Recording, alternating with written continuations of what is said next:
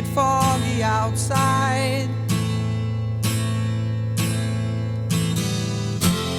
All the planes have been grounded. Ain't the fire inside? Let's all go stand around it. Funny, I've been there, and you've been here. We ain't had no time to drink that beer. Ladies and gentlemen, welcome to the Sandman podcast. I am your host, Brian W. Tosh, joined as always by our resident hack checker, Oliver Fullington. Yup. Our producer and co-host, El Hilo del Hack, Tyler Fullington. And the man whose story's got stories, the hardcore icon. He's got 99 problems, but bananas ain't one. The Sandman. Hack, how the hell's it going today? Dude, it's going fine, but $6.1 billion for the Celtics. Wow. What is Dallas worth? Dallas is worth 15 then, if Boston's worth. I mean, they are a championship team right now, but I don't even know if they own that new garden. But Dallas owns its own building, land, everything, dude. $6.1 billion for a basketball team. It's insane, and the price of teams never seems to go down. I can't, at some point there has to be a bubble to this, but at the same time... It's that dude that screwed it up. The Bomber with the Clippers. Yeah. Well, you got to think, I mean... Paid $2.15 for them back when then. does the NBA's new TV money deal come in? That's probably got something to do with it. It absolutely does. Yeah, so... Like, you're not thinking of it on, like, a regular scale. Like, the NBA, dude, the salary cap's going to go way up. Dudes are going to be making $70, $80+ million a year. So, like... That's just ridiculous. So that's where I think the jump is, like, as far as, like, the NBA goes and, like, franchises. And, like you said, Dallas has got to be crazy. They have their own... Everything. Compound, like whatever. Everything. Or the Yankees. I mean, what are the Yankees worth? Right. Well, probably right. They probably, I would say, be equal, and probably the two most expensive. Right. Dallas definitely in football. Dallas And New York. Well, the Dodgers used to, back in the Dodgers when that idiot guy owned it, him and his wife. Yeah, they had the divorce. And then he had to split it up and stuff. Back then, if that was just big, but they don't own the parking lots and stuff anymore. Like Dallas just owns every kid caboodle of it. Yeah, I mean, the price of these teams, it just keeps going up. And I know... The Yankees is $7.55 billion. Is what it's valued at. Right. But that's not if it's actually being sold. Yeah, if a Saudi sheik comes in Oh, here, he's like, jeez. There's $12 million to own the Yankees. If Boston's that, then that just gives you a scale. I mean, what do they say for Dallas? The Celtics, I mean, historically, they're like, besides the Lakers, the team. $10 billion. For the Cowboys? Yep. Wow. Because they own all that land and everything. And the stadium, Jerry's World. I mean, that's just, man. You know that stadium's a mile long, those two big arches that go through the ceiling and everything? It's a mile from one end to the other. Huh. 3 of our football stadiums would fit inside Dallas's. Wow. I've been there once. That's what some expert was saying one day. It's a pretty incredible stadium. I've been there really? before. I want to get there. Yeah, really, really cool. Yeah, that's a go see. It's really cool. They've had a WrestleMania there? Yeah. They've had WrestleMania there a couple years back. Can't you put in 100,000 in there? Yeah, it's around 100,000. Yeah. I mean, and then whatever's on the floor. Yeah, you get the floor people too that run in the building before the game to try to get a good spot. That's why people are always running into Cowboy stadiums. You ever see the clips on Twitter and stuff? Yeah, people like running in there, sprinting to the standing room only tickets. Man, that's certainly insane. $6.1 billion for the Celtics. March Madness here, guys. First day of March Madness. We're watching the games. Not really a whole lot going on. Just games. They're okay. Nothing really crazy. Just started, so we'll see. Dude, is NIL changing that? Because there's I never heard of McNeese before. I never heard of that other team that played this morning. Freaking, it had 2 names. High Point? Yeah, High Point. I had never heard of them before. I think it was High Point's first time. McNeese has been in there 3 times. Somebody else, there's a couple other ones too that I'm like, I didn't even know this school existed. Yeah, you got to Google where the school is. I think we've talked about it, but how I said, like, the transfer portal is creating parity in college basketball. I Right. think that's also That's why I brought it helping. up. I think that's also helping some of these like lower programs, like the one boosters that got cash. the one main guy on McNeese, the one point guard, is from Syracuse. So he's from a bigger program, goes down there, helps them, come to whatever. Thanks. So Wonder what his NIL. Okay, what's his name? Check his NIL, Ollie. Let's see if we're on the right course. who? The guy that left Syracuse and went to. His first name is Quadir.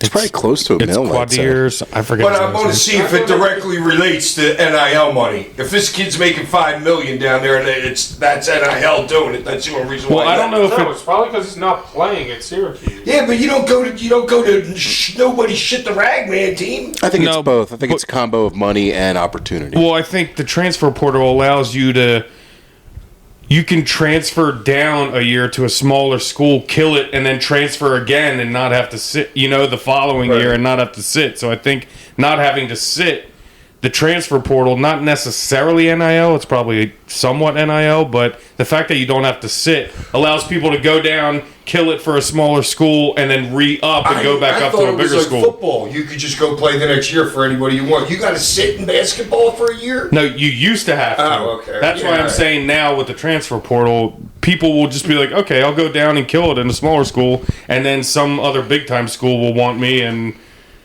where you're not spending 6 years in a school, Yeah, you depend on yourself there. All Right. the McNeese starters are probably going to transfer out if they're a senior or not, because their head coach is taking the NC State job. Yeah, so Yeah. he might bring them up with them. So who knows what McNeese is going to look like next year. A lot of those, smaller schools and stuff like that do that, and we'll see. I mean, the field's pretty deep, and the games haven't shown it so far, but Yeah, we'll see. I mean, it's certainly, like you were saying, a lot of parity, and hopefully it's a really good tournament. Some of the playing games were pretty damn good. Xavier in Texas, and there was the 16 battle with the buzzer beater the other night. I don't know if you guys saw that one. yeah, that was nice. That was really cool too. So hopefully there's a lot of really fun basketball. Hopefully your brackets are doing well, and Who you got, Tosh? sorry, I'm gonna make up another pick here for this. Let's go with Florida. You're going to make up another pick? Yeah, You're let's not go- going to go with your actual bracket pick? Let's go with Florida here. All right. Ollie, who you got? Duke. Okay.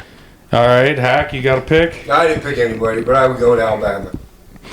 All right. Alabama's a good squad. Alabama's folded on me too many times this year. They score a ton of points though. I've bet Yeah, on they them a couple do. of times this year and they've Well, lost. the game them in Florida just had, they scored like 180. The line was like 180. Yeah, something. Florida too. Florida can put up points, man. Florida can put. There's a lot of teams in the SEC that can put up points.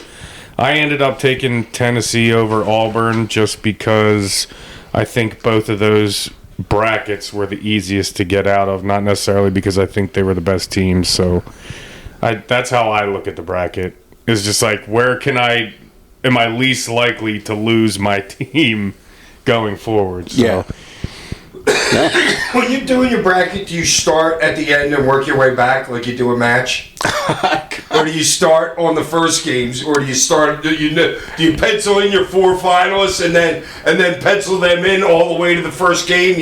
That's how I used to do No, it back in the day. I go each quadrant, and then I go for. I actually do the first games, and then I do all first games, and then I do all second games to get down to the Sweet 16, and then I go that way. I actually make my picks off the betting line.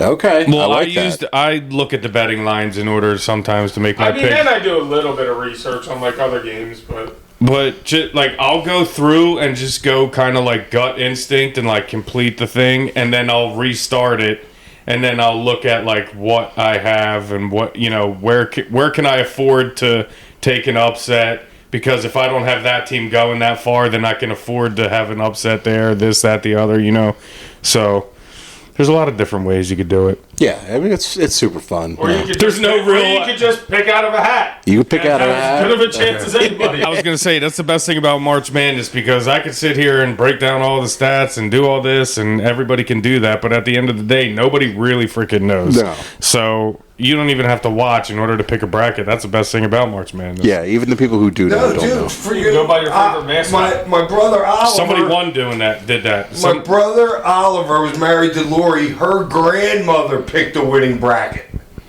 didn't know a damn thing. Grandma won the pool one year. Yeah, one of my buddies' wives or girlfriends won because they did like mascots and like colors. And this mascot would beat up this mascot. Like straight up, like it was a bear against a lion. Yeah, like it doesn't matter. Whatever your thought process is. That's awesome. This week on the show, guys, we watched ECW Living Dangerously from 3/12/2000. Simon Diamond looking ripped, chiseled, and Jackedest 135 dude I've ever seen. I don't even remember him being in it. He was in just a little I know at the segment beginning of the one. before the Kid Cash match. So this was from Danbury, Connecticut, and the O'Neill Center. You guys had a house of 4,000 people there. yeah, it's a pretty big crowd. Pretty big crowd for ECW. And heck, the interesting thing at this time, too, is apparently this show had a better buy rate than the WCW pay-per-view from the same month.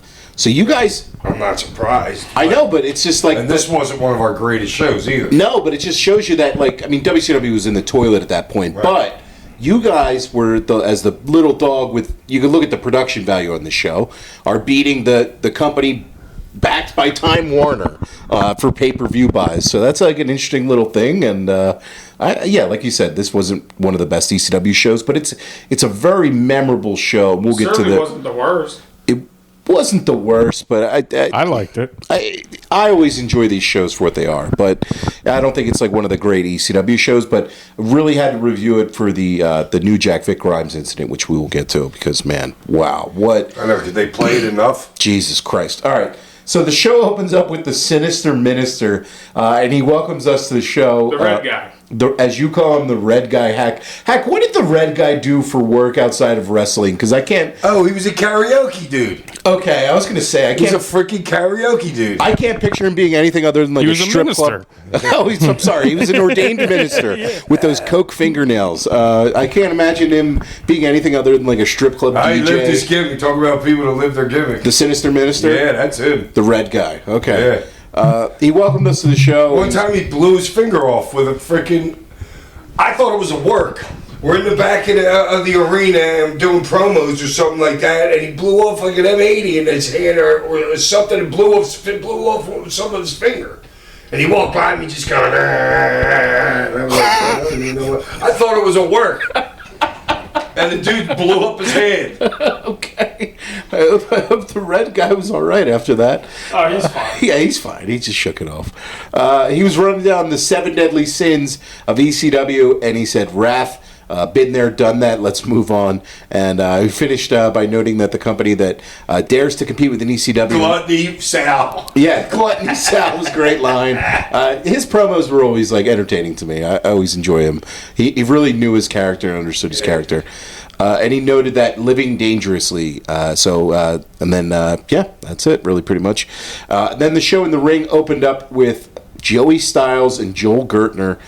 I feel like all of these shows from this time period had like the same opening segment, which was Joey and Joel in the ring. Yeah, it's what's Gertner gonna say this time? What's Gertner gonna say? It wasn't always like that, but Joey turned his spot in there to put him over and laugh at it. Yeah, and then Cyrus coming out and interrupting seemed to be like What was the best? What was the most surprising line of this whole thing?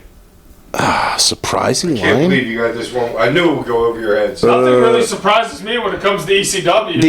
The 18 to 34 gay demographic? Yes. Yeah, that didn't shock me at all. I mean, it's 2000. This was 20 years ago. Yeah, 25 years ago. 25 years, but still, it shocked me that he said that. Yeah, well, it was just a little. It was I was in the front row, like, yeah. Yeah, we'll get to you in a minute here, man. An oversized fucking years jersey. We'll get to him in a minute here. Yeah, all right, dude. I was on BET. So yeah, Cyrus was interrupting him, and he kicked Gertner off the show. And he was telling him to go hit the drive-thru again that you hit on the way here to the show, which I thought that was a good line too. And then Gertner pulled off the neck brace and he challenged Cyrus to fight. He had a little trouble getting that thing off. He did struggle like he's reaching Yeah, for he did. like he's reaching for a girl's bra. Practice it? Would you practice it or something? Isn't it just Velcro? Yeah, I don't know. No, that's what you thought, but I don't know. He had this other band that was here. Or was it the bow tie on it that was fucking it up? That was a band, yeah. And Cyrus said that he hates violence, and he decided to leave. So Gertner did his little celebration, which I always mark out for.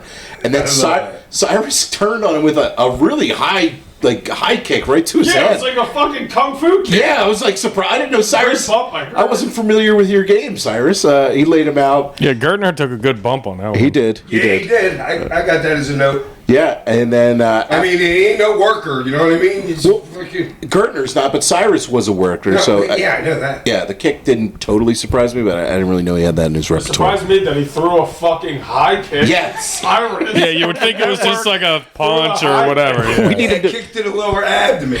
we need him to bust that out on Will Yeah, Ospreay. you'd expect him to kick like Jade did until fucking the last pay-per-view. After that, we had the full ECW intro, which was just awesome. I love seeing those packages, man. It's just like, even though you guys didn't Yeah, have you would. I skipped through it. they don't have a great budget, but I mean, just like seeing all those memories in there, I love the packages you guys had. Yeah, I know you did. Carino, Yeah, we know you like packages. Carino came out, and then Carino called the crowd a bunch of drunken, sexual, deviant douchebags, which I thought was a great line. No, what was great about it was he would say it, pause, and then react to the reaction. Like he's expecting one reaction, but he's getting another, and he reacts off of that. Yeah. That's good shit. And then he sees... He kind of made them react with his pause. That's his job. Right.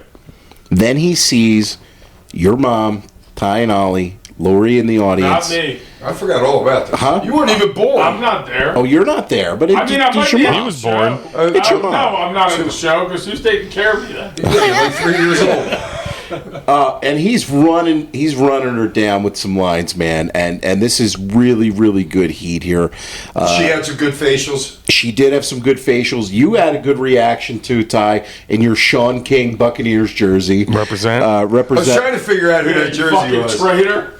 Listen, we lived in Tampa, dude. People have to understand that we lived right by the Tampa Bay Stadium, our first house. In Florida. I didn't even live here. I didn't even live here yet. I didn't even know what football was. It was pre Joe Juravicious, okay? Yes. So Ty gets a pass for Yes. the Sean King jersey there, I will say. Joe Juravicious ripped my heart out just as much as the next one, all right? Two or 3 years later, so it didn't happen yet.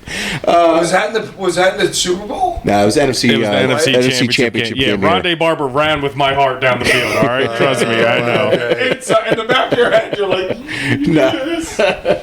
So Money line. Carino calls you, Tyler, a little bastard, and then he tells Lori to put him over live on pay-per-view. And He was good. He was very dude, good. Carino's great. It really digging into her, and then he drags her over the guardrail and brings her into the ring. horrible spot by Ty and Kelly. I know you try to Gotta say. you kind of like pushed her feet over the Horrible. guardrail. They're kids. Yeah, so they were saying. So Ollie's so critical of any Tyler If I spot remember ever. correctly, I think it was Hack that was like, "Yeah, you gotta grab her leg, act like you're trying to hold her back or whatever." And I don't know. In my head, I saw her legs getting caught, and I was like, "No." And then I did a vague grab at the end, "Oh, come back." Yeah, there should have been a little tug of war, and then Jack gets on the back of freaking of Carino, and he pulls too. That could have been a great comedy spot, right I tried. So now they're in the ring. They got a table set up in the corner, and then Rhino's about to spear her through the table. First of all, great timing on it because nobody knows what's coming. No, It's she stands up right at the perfect time, right in the right spot, but nobody knows what's about to happen. Well, somebody takes what, the pile driver? Yeah, and she's on the back of Victory, and Victory gives her Flips her over his head simultaneously, and Rhino plays it off great because he doesn't look at Mom right away. He plays to the crowd, and I guess he sees her out of the corner of her eye, her working her way up, and then boom, out of nowhere. Like you said, great timing. yeah, really, really, really awesome stuff right there. And then puts her through the table.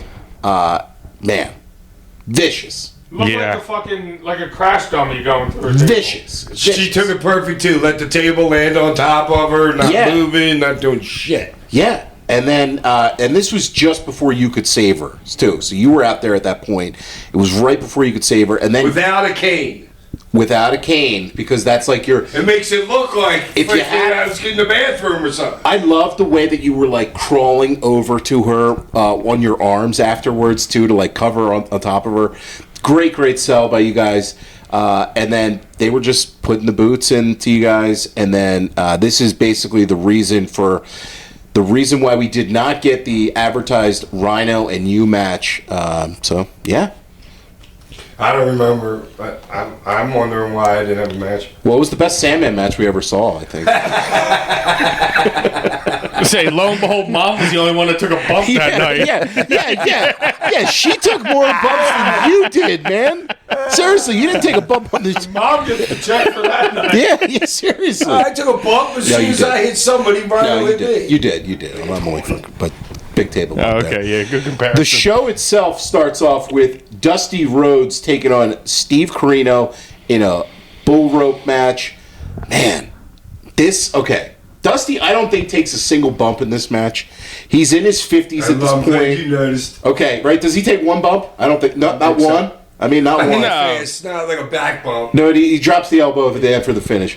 For a match that involves one guy not taking a single bump and nothing besides bleeding, punching, and stooging, I love this. Like, this is not a 5-star match. I don't even know if I could really give this a star rating, but I enjoyed every second of this match. Yeah, just because it was Dusty out there. I'm wondering if it was his last match.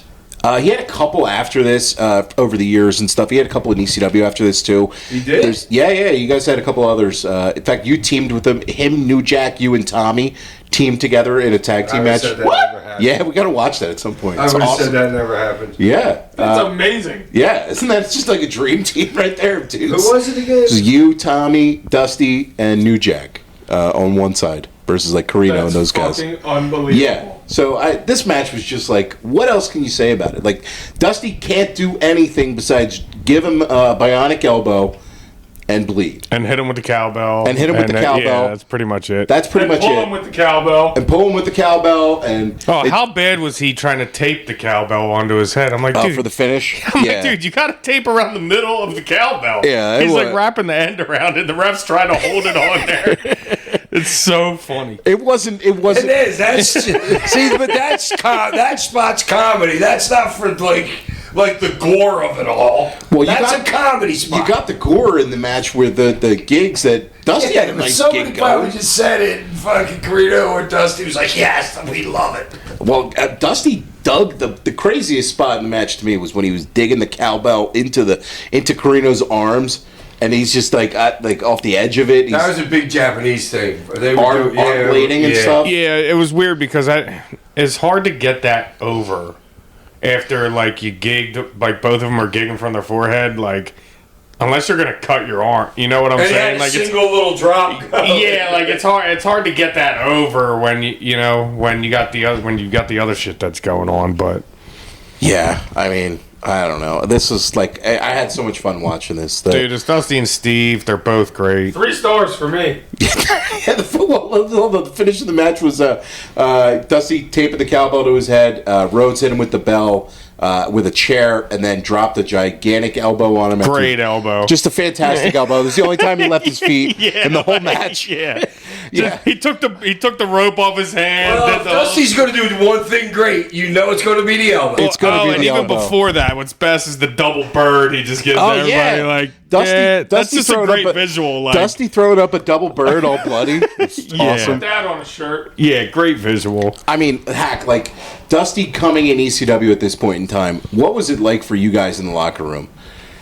But you got to remember, there's funk that's been through there. You know what I'm saying? So Cactus, Austin, you know what I mean. But for the top of the heap, like to me, the top of the heap is Dusty and Funk.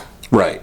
Because Austin wasn't Steve Austin when he was there. Right. And the other guys that were there were on the way down, not fucking, you know what I'm saying? So, yeah, but dude, that's just like the chance for me to get to work with Funk so much. Right. You know, it's just you get fucking goosebumps. You're really like laying in bed at night and being like, I'm gonna be on our first pay-per-view and it's gonna be me, Funk, and Stevie. And fucking dude, wow. Yeah, dude, just knowing you're going in the ring with the fucking one of the best ever. That's fucking awesome. And you know, Steve, this had to mean so much for his career too. Oh, yeah, it made him. To get to work with Dusty. Don't make him. Yeah. I mean, he would have made it anyway, but not as big. Yeah. And just to get to... And he was always more concerned. He was like in the background. He was much happier like training guys and shit like that than being in the ring. Because he wasn't around. I don't think the 10 years that I took off, I don't think he was working anymore. I think he was like in the back for TNA or something. Steve Carino? Yeah, maybe. Didn't he go to Japan or something? He was working a Oh, ton. well, yeah, he had a wife in Japan, a wife here. He had a girlfriend here that was coming every Wednesday that was going to Baltimore with me, Chick Veronica. Okay. But That was a good crew. He was working out in 01 in Japan. That's right. He was and really he married big. the Yakuza daughter. Wow. Yeah, I don't know if you guys know.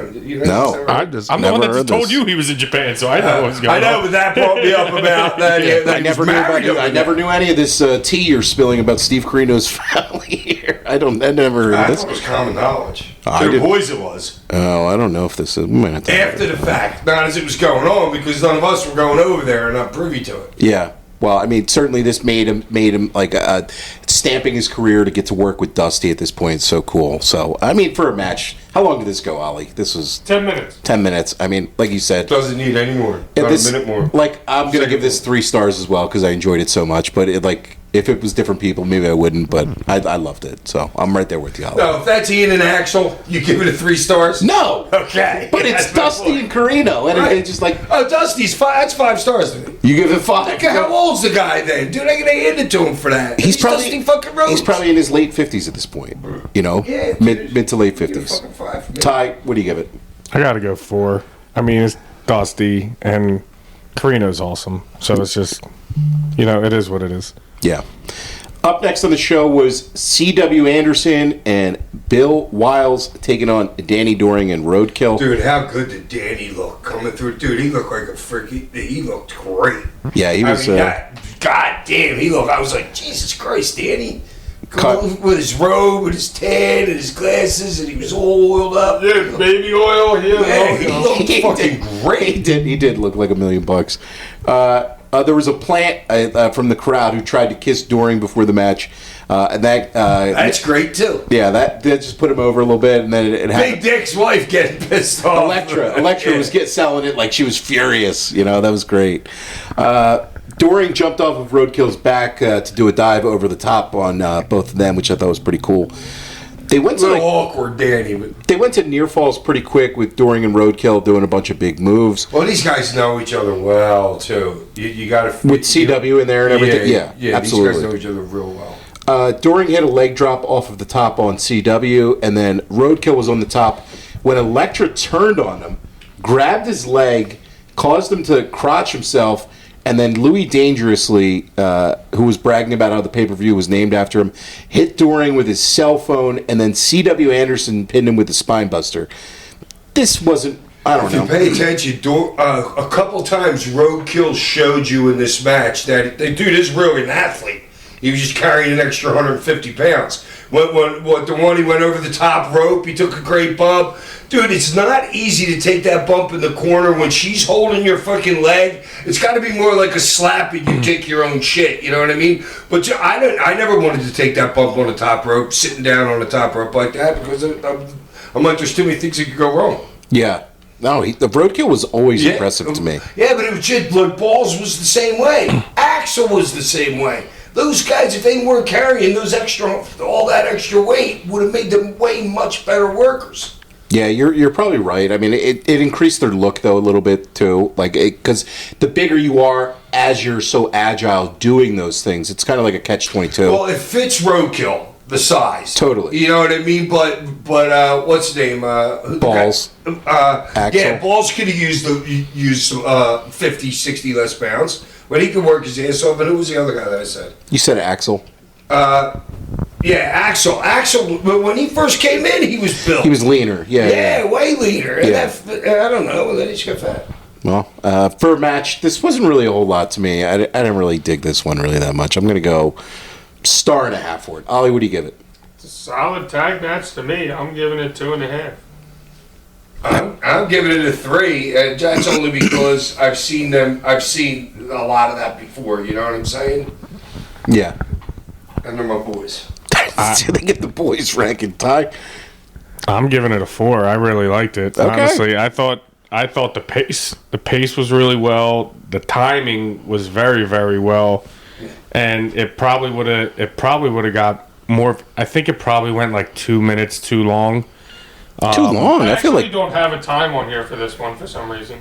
it was under It's 10 like the only minutes. match that I don't have a time for. There's a lot of I short just- matches on the show. I just think just for me watching it, where I would have cut it, and they probably did a couple spots too long. Just for me, not like long, like time wise, but like long where they kind of got lost, where they thought they should end it, and they did a couple extra spots. But I don't know. I really liked it, so I give it a 4. Awesome. Up next on the show was, speaking of awesome, Mike Awesome taking Dude, on. did you see how his abs there? He was cut, Dude, ripped, I couldn't chiseled. believe how big they were of abs. You see guys That's what that she are said. cut, but those things look more like an inch thick sticking abs. His abs had abs. Right. This was peak Mike Awesome, right? He was jumping ship to WCW shortly after this. How much of an insane athlete is that dude? It's The just, one he did, well, the one is leaping ability. We all know is leaping over the top rope shit. And then the one at the finish. the finish is just the balance that he has to have to do that move to Cash is just insane. I mean, Cash You is just gotta trust. With Yeah. Cash's position, you just got that guy could dump you on the floor so easy. Dude, he's holding him like a rag doll. I know, like he's nothing. And then like no hand just stepping up there And like Stan lands on his feet. So this match was set up because it was going to be Cash and Simon Diamond, and then out came Judge Jeff Jones, and then Mike Awesome came out and he told everyone to leave the ring or he'd beat them up. And then Diamond and everybody, they ran out of the ring like a bunch of pussies. But Kid Cash stayed in there, got the first shot in on Awesome, and then the match starts. And it's not for the ECW title, but it's just an impromptu match with Kid Cash and Mike And it Awesome. looked like a stomp at the beginning, didn't it? It looks like he was going to stomp him. Right, but Cash got a couple things in here, which is What? cool. Yeah, absolutely. But at first, I thought it was going to be a stomp match. Yeah, so Cash hit him with the springboard plancha, clearing the guardrail, which it always looked awesome every time he did it. Yeah. Like Kid And you Cash, gotta love Joey going, he can't make that, he can't make that. you know he's got it, but it just puts the You move see the over. fans are helping, moving the guardrail Yeah. freaking closer. He always hit that too. It just looked So good. Just looked awesome, laying out awesome in the front row there.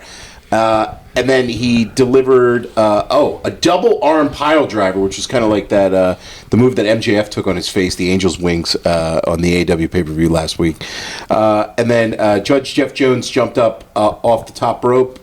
Oh no, what did he do? Oh, he delivered that to Judge Jeff Jones, and then he jumped off the top rope with a Hurricane Rana on Mike Awesome, which was great.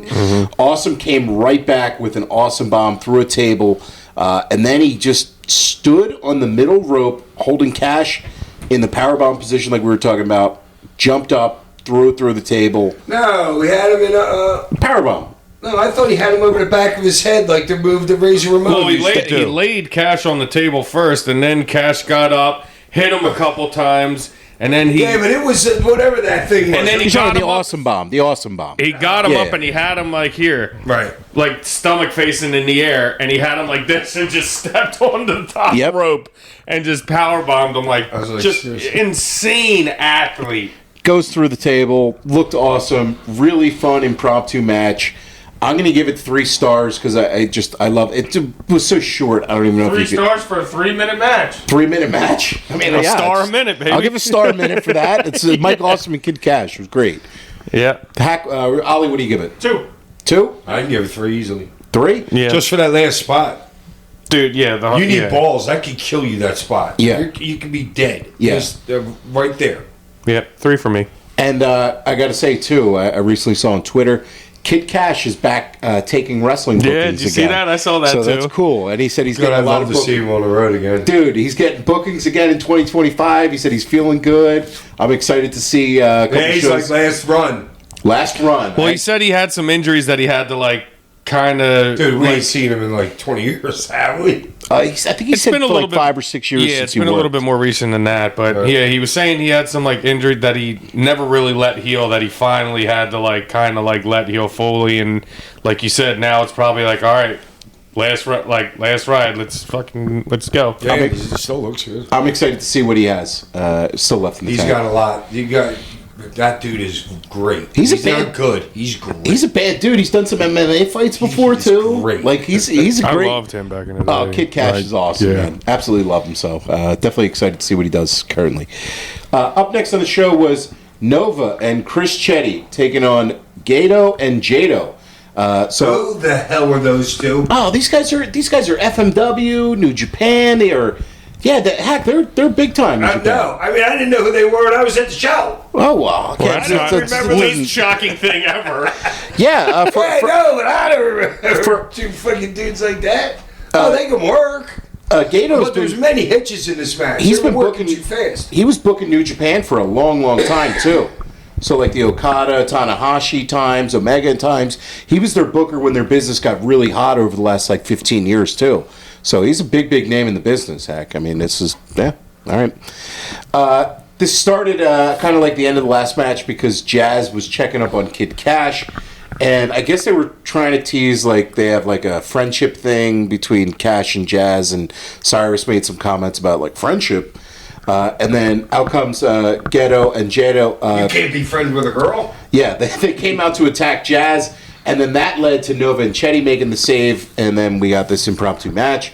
I thought it was kind of fun work in this. It wasn't really anything crazy. Too many hitches for me. A lot of hitches. They were all over the place. They were all over the place. All they had to do was slow down half a quarter step. But I think this Well, Nova and Chetty are just always trying to get in their. so much shit. Yeah, they're just always trying to get in so much shit when it's like, dude, just a little bit less and do it more crisp, and it'll get over like way better. And I think this, like, they were always featured in this portion of ECW pay-per-views where it was like this medley mash of matches that Yeah, bled into each a other. lot of times. They were always in like a middle section of one of those things.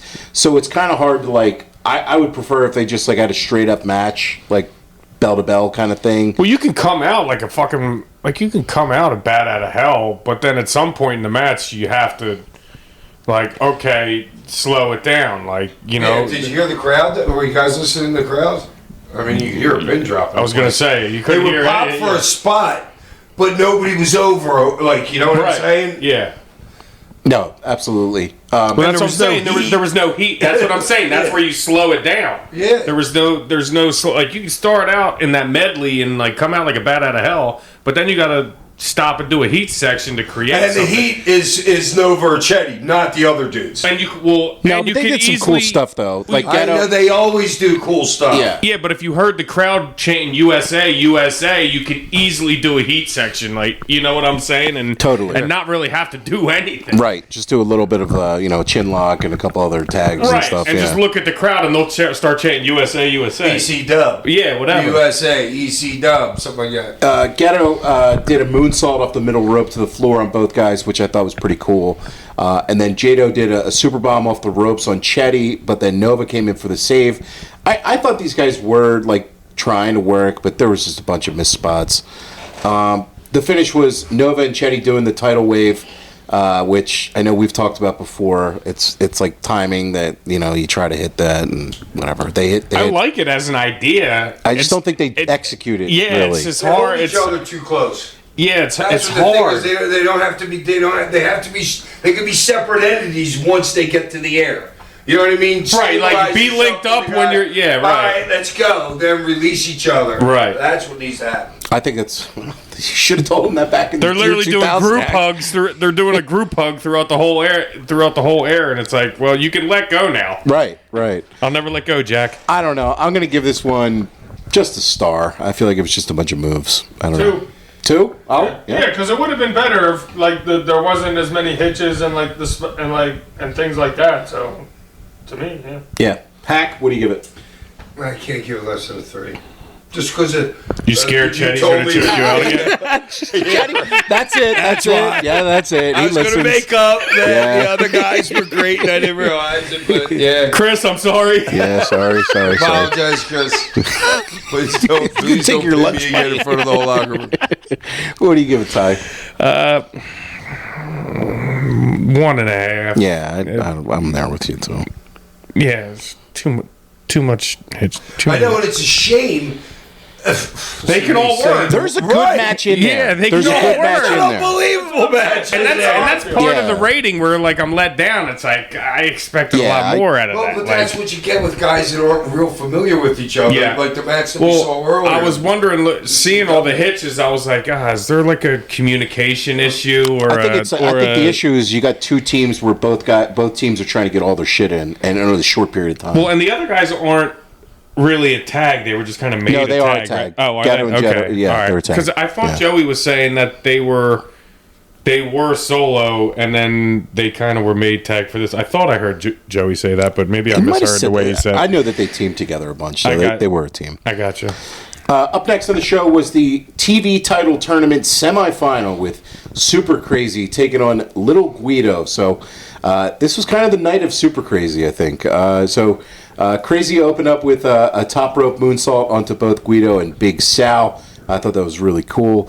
They were really trying to push that Guido is not just like a comedy guy, and I think that this match was like, Guido could work his ass off, dude. Like, really. Dude, the dude was rolling in pancreas or something back in the day. And that other one. UWFI, yeah. That was Shoot the fighter. other one, too, Yeah. that was hot as shit in like 96 that went away. Oh, Pride, maybe? He wasn't in Pride. He wasn't in Pride? No, he was UWFI. Okay. But yeah, He's a Sicilian shooter. a Sicilian Yeah, he shooter. would shoot. Legit shoot In the fight. one place, yeah, you're really like you're 3/4 of the way fighting through a match, and you know what the finish is going to be, but you're not calling. The shit ain't being called out there. You're really working holds on each other, Yeah, kind of like. especially when you're an American and they're Japanese or something like that. You know what I mean? Man, it's just wild stuff. And Yeah, you could be in a real fight some of them nights, like a real fight. Like Guido's- the guy who's beat me up the one night, Vic saved me. Chetty?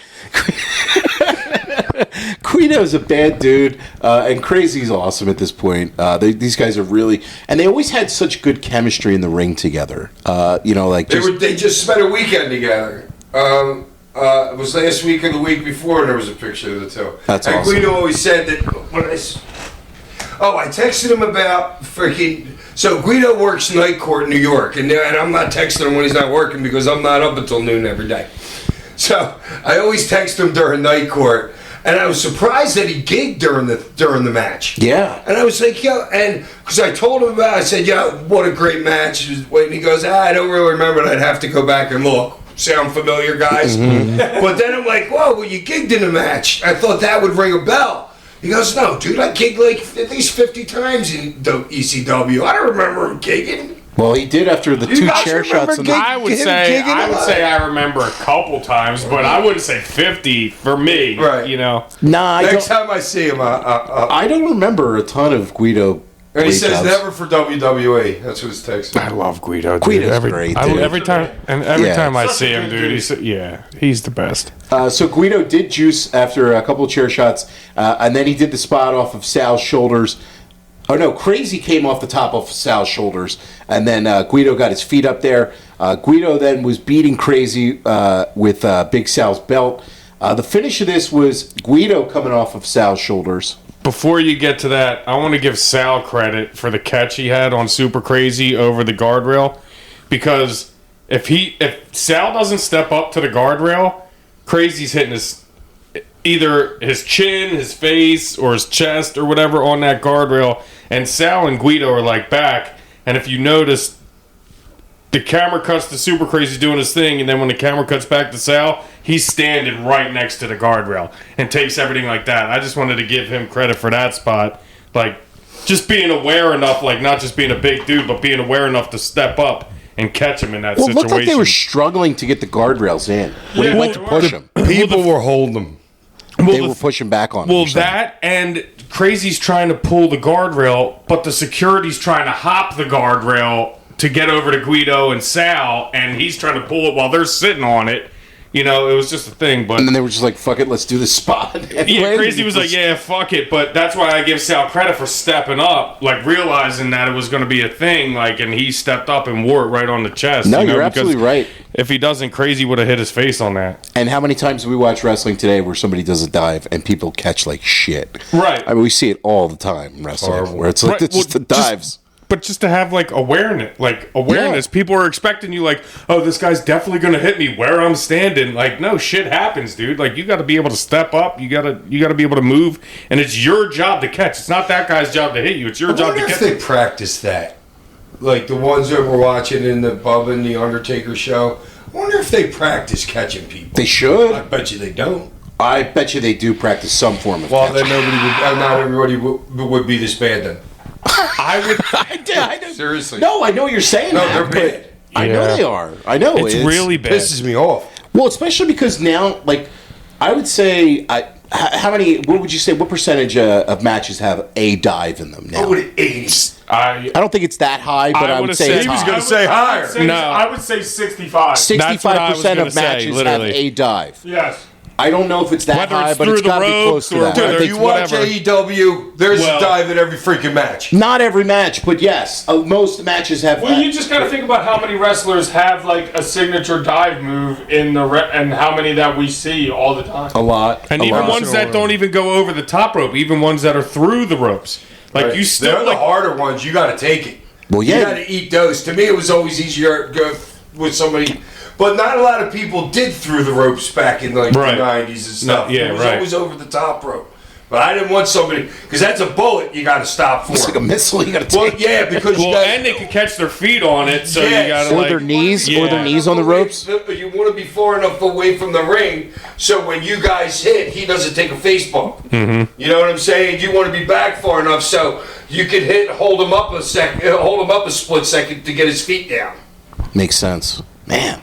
So good, interesting stuff you Little get here. shit, dude. Little shit here. You Well, get that's why I listening had to the bring it Sandman. up because it was 6 inches just a foot Yeah. it was here, just there. something I saw Or that death. if he doesn't do that, that could have meant something totally different. That match could have went totally south. And also, let's give the ECW crowd a little bit of credit for counting in Spanish along with Crazy for before the Oh, no, dos straight Yeah. spot. It's just one of my Yeah. favorites. because of WWE being over in Spain, like in their and seeing their crowd, and a like great they point. just bring up how like the ECW crowd taught other crowds how to actually behave during a wrestling show. They a great literally point. saw Super Crazy and just went with it one night. Uno, like that's awesome. Yeah, it's so Like, cool. So good. The finish of this was, Fucked up. yeah. So like, All right, I'm going to tell. Oh, I texted Guido about the Did Finnegan finish. screw it up? How there was? I thought Did the there was ref- a 3 count. did the then ref that turned count into for- a 2 count? And then Crazy just picked him up and brain busted him. so Did you think it was a fuck? yeah. I thought the first count was the finish. We Even couldn't though, see his hand though because there was 2 bodies in between Finnegan and the camera. yeah. So to me, but it I didn't felt see like Guido kick out of it. I didn't either. neither did I. But Crazy might have felt him like squirm or do something, and then felt like he had to because after the 3 count, Joey was like, "And Super Crazy moves on" or whatever, and then Right. he brain busters Oh, no. him, and then they count again. And Yeah. it's like, it was So, like, and what? here's the thing: every single time I'd be if I like ECW, like those guys there, but I would tell other guys, listen, I will be saying 3, 3, 3, 3, 3 the whole time while you're counting 3. So you cannot mistake it. I'm going no, or 3, 3, 3. Okay, I like That's that. it. Huh. There's That's only interesting. 2 things you're going to hear from me. That's so you awesome. wouldn't tell the ref to finish, like what the finish. Oh yeah, is you in would the tell match? him before, but a guy when He you're might going forget, to, I when mean- you're going to indies, sometimes there's 2 guys reffing 9 matches, so they're getting five finishes apiece. You know what I mean? I can't expect them to remember. And sometimes I would go into the ring and tell them the finish while we're doing introductions or whatever. You know what I'm saying? Right. I would give them the finish. Okay. Or I would tell the other guy to give him our finish before we start. And so then, 'Cause I'll be going through the crowd. when you're eating the pin, you're saying 3-3-3. Yes. Wow, that's Yes. so cool. So there's no 3-3. It's like I coach first base. 3-3-3 is the only thing you're ever going to hear from me running the second. Wow, that's awesome, man. You got to make sure, dude. You can't. That was a major screw up to me. It was, and I mean, look, the match itself was really good. I enjoyed it, but Yeah, but it's that killed. finish- Like Ty, what Ty's going to give this I second know, dude, 'cause and Not- especially they had the crowd on the finish too, yeah. which Yeah, is they why did. it's like That's what I'm saying. Like, I don't think they fucked up the finish. Like, So you think it was Finnegan? See, I Well, think that's the only fuck up is Finnegan. I think That's the only possible fuck up is the ref. That's kinda what I'm- fucked up. Was it Finnegan? No, he never fucked up. I think the finish, I mean, the it visual of him happens. doing the moonsault over Sal, and then there, it's like, yeah, that's the finish. but then the brainbuster, I don't know, like the brainbuster on the table piece is like That made me realize that, oh no, that was a screw up. because it was overkill. It Because wouldn't you have made didn't do sense. anything else. It was a pickup brainbuster. Right. So, but how could that be the workers' fuck up? Well, no. If there's a fuck up, it's the ref. That's Yeah. That's The what ref I'm. is the only person that can But fuck up here. but did he count 3? I don't That's know what I- because that's what I thought. the wrestlers know. were in between. I couldn't see his head. I know. So I Yeah. don't know. Yeah. We'll never know, I guess. We'll have to ask Finnegan before we see him next. I guess we'll never know. Dude, Finnegan will tell you if he remembers. I'm sure he'll be like, yeah, I fucked up on Wait, was this the match when Cyrus went, oh, Molyneux, this, that, and the other, and Joey's like, I don't know, because that's John Finnegan.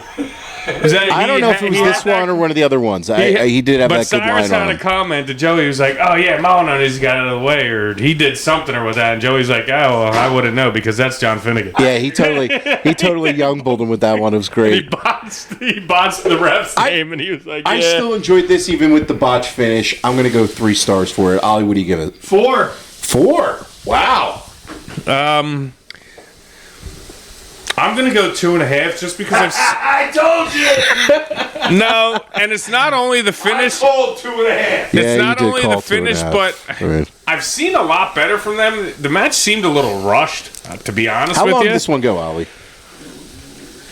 It was definitely under 10 minutes. 750. Yeah. It seemed a little just not only like in time, just like movements and act. Like it was like boom, boom, boom, boom. Like there was no breaths, and I get that's how they work. It was ECW style, though. Yeah, like I get that's how they work. Just naked eye watching it, it seemed a little bit rushed for me. But excuse me. Well, but Crazy's used. That's how Crazy's alley because he's used to that. Well, that's what I'm saying. I know And that's we how don't hang with them, and maybe it was their idea to put a little different kind of match out there. Yeah, maybe. What do you give it, Hack? 3. 3. Okay. Okay, you give it a half star more than he's me, and busting you're your giving balls me about shit. about the half star there. I'm not giving you shit. I just knew that you weren't going to give it fucking. You don't know my rating system. Yeah, dude, you don't like finishes. Finishes are like huge, like knockoff. Yeah, they are. Wow. Man, all right. I'm a huge timing and finish guy. Timing and This is where I finish. go. I'm only not knocking the finish because we don't know whose fault it was. We right. don't really know. We don't If it was a really know. fucked up finish, I probably would have given it a 1.5. But I don't know. Up next on the show was Balls Mahoney taking on Wing Kanamura. So this wasn't really much here. This was a couple minutes too, right? It was just a couple minutes. I like Kanimura though. I like him too, I but met this him in is Japan, worked with him a couple times. good. Thank. Fun. You I think. Yeah, He said- I can never say He definite. puts the caveat of I think. But a Japanese guy doesn't speak a lot of English. I think if I like him more than somebody else, it's because I've been in the ring with him. Okay. Yeah, I mean this Because is we're not sitting in a bar fucking hashing out fucking. I remember I had a tiny matches. doll of him. growing Really? Up a little bit. well. They were putting over the fact that Balls just got back from a tour of Japan, so I guess and kind they of. probably did this match. Well, not this one in particular, but they probably just got done working with each other. I would love to look at the cage match from around this time to see what matches Balls worked and if he worked them. But yeah, this wasn't really much of a match. Kanemaru hit him with 2 chair shots, and then Balls didn't sell him, and then Balls just Rightfully so. Yeah. Frog splash. Oh, Nice frog splash, dude. I loved his frog splash. I'm glad that you mentioned that. I didn't Yeah. have that in my notes. He really did it. Yeah. Like, it really did it. And I'm like, that could have been the finish right there. It Yeah, wasn't, that was a but nice frog splash. If that was the finish, I would have been perfectly fine with it, too. No, because the Nutcracker Suite. Oh. Nutcrackers, you got to do the Nutcracker Did you find Suite. anything else weird with the match? Hold on, let me see my notes. I mean, it was only a 2 minute minutes. and a I don't half. really have much for it, but yeah. No, I Thanks know, for but- pointing out the Yeah, dude, it was an awesome frog splash. Yeah. Wait, did somebody overshoot a table? Is that this match? A bump on lower back? No, that must be. No, there wasn't a That's table. Grimes. Yeah, Oh, yeah, okay. yeah. Yeah, there wasn't a. No, so I just Well, have right balls. after this match. Yeah, I Yeah. didn't put I didn't put anything down for this match. So Connie Moore hit him with 2 shots over the head. Yeah, I remember that. Balls didn't hit him at all in the head with the chair shot, which is typically Balls' thing. I don't know, maybe Interesting. Maybe he was hurt. No, That's that's what right. I- I was well, that's kind of what waiting I'm- for it during the match, but I didn't think of it. So Yeah, you're was right. I, but now I'm just saying, like, that's why I'm saying just something weird in the I match. was waiting Not for like it. a I was waiting for dislike, it after he shook off the 2 shots to be like, all right, now here's and get him back for one, but now he just hit him with the Yeah. Nutcracker Suite, and that was it. And I was like, no chair Yeah, shot? I can see Like- those guys trading off chair shots like guys trade off chops Totally, at the like- end of a match. like a now. Tanaka, Tanaka but Balls yeah, match, right. absolutely. That's kind of what I was expecting a Right. little bit, but Balls I didn't think hit I've one, seen him so do it before. maybe he has like Somebody did it. and the reason maybe it was only like a 1 minute match or whatever it was. Maybe the dude had like a hurt neck or whatever the hell it was. So this then sets the stage for the run-in with the Baldies. So the Baldies are in the ring. They're attacking Balls, and then it was just Angel and... I'm sorry, what's the other Baldy? Jeez, why am I- DeVito? DeVito. Yeah, thank you. Tony. Tony. What a great dude. good I guy, just you got to say. see him at that show recently. Nice. So that led to Vic Grimes coming out, and they all laid out Balls Mahoney, and Grimes did an awesome dive off of the post onto Mahoney on a table. That was a sick spot. The balance that Vic's the one that's gonna die. dude, Dude, that was his thing. Didn't Well, it take wasn't it punts. But he overshot that thing. He took that whole. He might have broke the table with his shoulders on the dude, but his lower back took that whole freaking. Yes. yeah, but it's still amazing for You like can't hurt the dude. New Jack tased him and threw him off a 45-foot freaking balcony.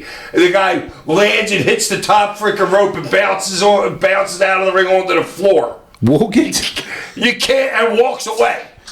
You can't hurt that dude. we'll get to that in a minute here because Telling you, that's why I had him save my ass that one day. You can't hurt him. that leads everybody in the building knows at this point New Jack's coming in.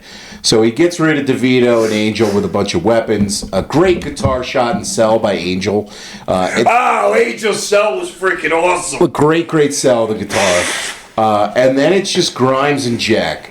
So Grimes got up, and then him and Jack brawl over to the part of the building, and there's this like scaffold set up, but it's not. No, there was no floor, dude. There was no, you had to have your shit together to be up there.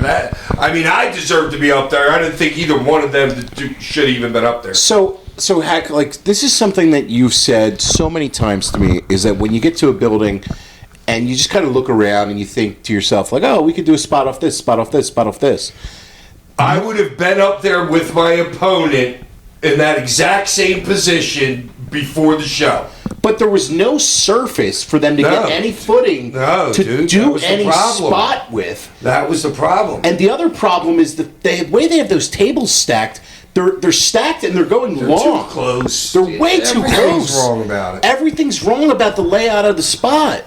And Vic's going, no, I'm not ready. And Jack was like, Yeah, he's Jack's saying ready. it's too high. I don't want to go. Well, I mean, Well, Jack pulled him off right on top of himself. if you had to say how high up are they? Probably 18, 20 feet. No, nowhere close. 15? 12. I think they're higher up than that, dude. It was the third layer of there. I mean, it was.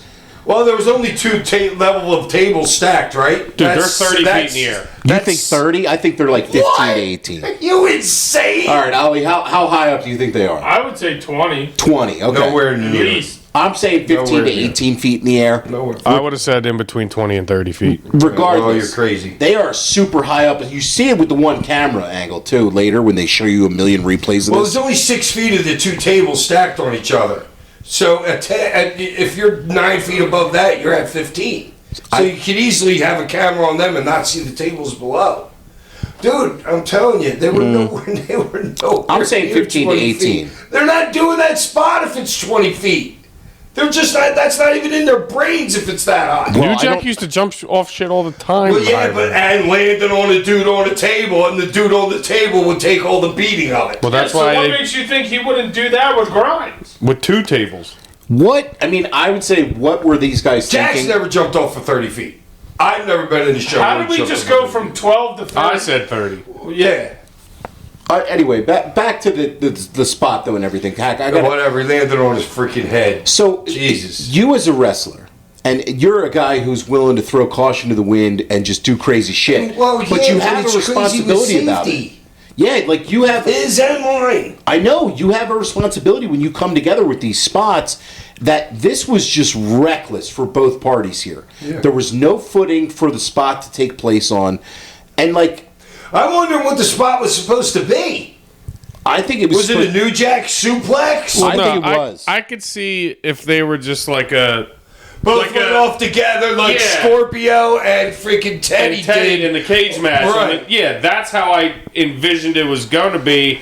And then Vic got up because they were standing like that originally. I think that's what it was supposed to be. Yeah, They had and no then footing to do that spot though. And then Vic, well, they were standing like that originally, and then Vic went around and was probably like, nah. New Jack was like, well, dude, we're up here. I can't not, and just yanked him. You're not going down. Yeah. I mean, my God, I'm assuming if you're listening to the show, you guys have seen this spot before, And but just lands right on. I mean, New Jack goes first, and then Grimes comes after him. New Jack goes like foot first through the tables, and then Grimes comes through all of his weight, and it just his leg on New Jack's head on the ground His fat ass. from Just- that yeah. Jack distance. needed to let him go. Yeah. My God, Held on to him too long. Jack is not. I mean, it's all hindsight. Jack's not moving on the ground. The security, Atlas security, is just kind of shocked. You can tell Joey and Cyrus are Have shocked. no paramedic training. Well, everybody's kind of at a shocked point. I mean, the crowd's going nuts here, and like you as a wrestler and with ECW, it seemed that after Hell in a Cell, like the escalations of bumps wrestlers would take and everything was you got to top it, you got to top it, you got to top it, you got to chase this, you got to chase the pop of this. Like, I mean, are you like? I never felt I had to go higher to do anything. Right. Like that's not just you. it. That's not you, but a lot of I could do it all right here within like 12 feet of the ground. right, and you would do a ton of crazy shit. Yeah. But there's a lot of like ECW and wrestling in general of this escalation of bumps and stuff, Dude, and some this, of this shit I see that these indie guys are doing right now is unbelievable. yeah, It's straight like unbelievable. There was these dudes that went there. They're going through like glass windows and shit like that, like literally 30 feet in the air. It's nuts. I don't know why anybody would want to sit front row for that shit. You get a fucking glass shard in your eye easy. It's Dude, well, wild, think man. about I've it been now. to some death matches before, man. It's wild, But dude. just think about it It's now, nice. like all those guys are probably thinking. I mean, in the age of social media, one viral clip and could make your entire career. So, like, That's true.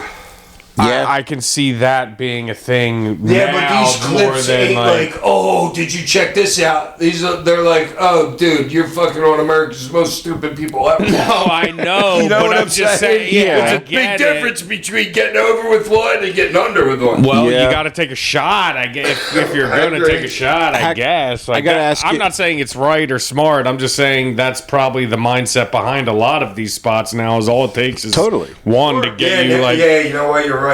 To make The your next year, career. You're a I wrestling know. influencer. But then, Right, yeah, then whatever. you do that spot, and that's what everybody knows you for. And then you got to keep on doing it. and you can't top it. You know what I mean? Like you can't Yeah. top certain things. Like Slippery slope. it's. But heck, what Price was of doing business. the atmosphere backstage after this? Like. Oh, do you think he remembers? He I was fucking you don't remember? doing an 8-ball in the parking lot. I mean, like I could He only. was in the ambulance taking mom to the hospital. Remember? Oh, you know what? No, we must have been driving home because I was straight for this. I could tell both times I was in the ring. No, I know because when I'm you straight came back. You came back out That you ended the show. He said Hack, so- both times he was in the both ring. times. Yeah. When I was out there first and I was out there second. Yeah, And I so could you tell couldn't we have were been driving home. Huh? You couldn't have been driving home. Well, he's saying later that night when he was driving home. I is what thought he's you were saying. talking about like during the No, spot. after the show, after the Oh, second I spot. was like, you couldn't have been. I mean, you were I'm on smoking later. pot, but I got and coke, but no alcohol. Okay, that's, I'm an that's, oxys probably. that's 2000s hack straight. Okay, it's like California sober. Yeah, I'm 2000s straight if hack I'm not straight. doing alcohol. Yeah. Every other fucking drug counts. But when I say I'm not straight, that means I'm drunk. This What an idiot. This spot though, man, I'm like blown away by it because it's just stupidity. And then New Jack obviously got severely injured in this. He had a cracked skull. Well, yeah, he had a 700-pound fucking. Well, he probably had 1,000 pounds at moving 15 miles an hour. That's 1,000 pounds. His weight. You know what I'm saying? Like the force of it, crushing between your head and concrete floor. Ugh. Yeah, dude. I know. I That's cringed 1,000 watching it. pounds of force, minimal. I cringed watching it, and I cringed watching it. And they kept showing. I had to freaking fast forward after like the second time. So Grimes eventually was helped up, and then they cut away a bunch, and then New Jack was like on the ground twitching when they showed him. It was fucking disgusting. I mean, Styles and Cyrus did kind of keep it together, but man, this was rough, dude. It really, really was rough. And New Jack, I mean, obviously, he did return to the ring, but I mean, apparently there was some heat on some wrestlers for escalating the bar of expectations. Man, this is just wild stuff, dude. Yeah, just wild. I mean, it's uncomfortable, especially knowing what New Jack did later to Grimes when he threw him off the scaffold and was like trying to hurt him in a wrestling match. I'm like, It was Jesus. because of that spot. It's because of that spot. That was the spot. Yeah, I know. They were fine before that. But to me, almost when I'm watching this, I'm like, I don't know if I would have blamed Vic Grimes for that. No. The more I watch it, the more I can't blame it. Do you know what I mean? Like, I understand why New Jack had resentment, No, but New Jack jumped and pulled him down and held on to him too long that the guy ended up landing on top of him. yeah, it's just it's Dude, you gotta wild. let I know, these but if the people take dude's their got- own bump. I know, but if the dude's going up there saying he's going to do the fucking bump, do the fucking bump. What are you going to do? Get up there and say, no, we're not doing this? Yeah, I mean, I guess you could pivot to just throwing Jack off, but then Jack has to say, okay, like what? Like, no, dude, you told me we're doing the spot. This is what we're doing. I agree. There just Now, had if to be. anybody's going off, it's Vic by himself, not Jack. It would have been Vic. Well, I think what they should have And then done. Jack would have jumped on him. They should have. What they should have done is You know? actually like prepare the spot out before. Yeah, well- have a good spot to jump off of to do it. First of all, it was just all mess, and I mean, I'm shocked New Jack didn't like. Die. Yeah, honestly, like that could have been it Yeah, right there. that's- Like that's honest to fine. God.